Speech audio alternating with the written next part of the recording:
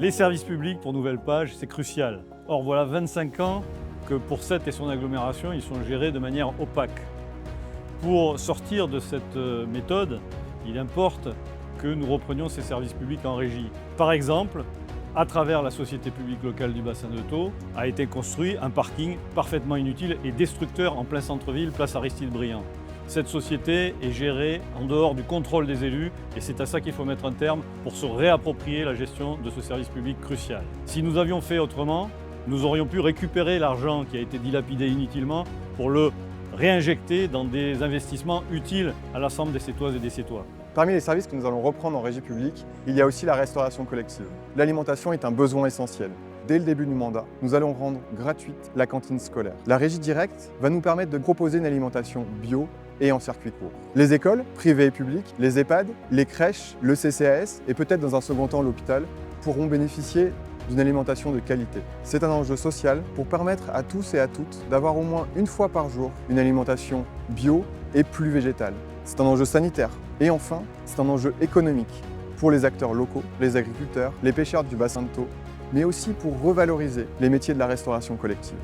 On parle de démocratie permanente dans le programme, c'est-à-dire que pour une fois, les décisions ne vont pas être prises juste là, dans une salle de la mairie avec quelques-uns. Les habitantes et les habitants, ce sont eux les experts de leur ville. Nous proposerons des assemblées de quartier où les habitants pourront aussi prendre des décisions sur leur quartier.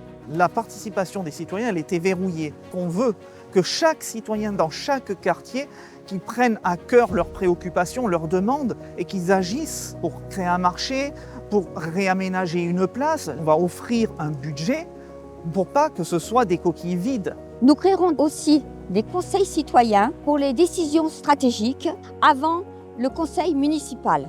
Par exemple, la salle Brassens. Là, on est encore un niveau au-dessus, où là, on est en relation directe avec les élus du conseil municipal. Ça peut être aussi des citoyennes et des citoyens qui vont nous apporter, à nous élus, un éclairage ou des points de vue qu'on n'aurait pas envisagés. On parle de voirie, on parle d'alerter, de remonter sur l'entretien des réseaux, sur tout ce qui touche à la vie de chacune et de chacun.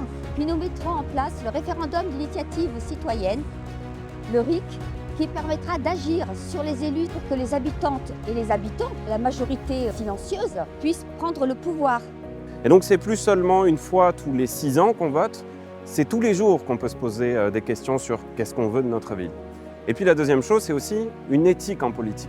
Il faut que les citoyens puissent regarder ce qui se passe, puissent le faire en concertation avec les élus et se poser des questions. Contrôle de la manière dont les subventions concrètement des associations peuvent être attribuées, pourquoi, pour qui, quel montant. Ça peut être aussi la commission d'attribution des logements, pourquoi, avec quelles règles. Ça passe aussi la garantie aux gens de pouvoir accéder à tout document, de devoir répondre à n'importe laquelle de leurs demandes. Parce que c'est légitime. Donc c'est ce qu'on va essayer de faire de manière plus éthique, plus transparente et plus collective aussi, en mêlant les citoyens et les élus dans toutes les décisions. Depuis plus d'1 an, nous construisons ce projet avec vous. Ensemble, ouvrons de nouvelles pages pour Sète.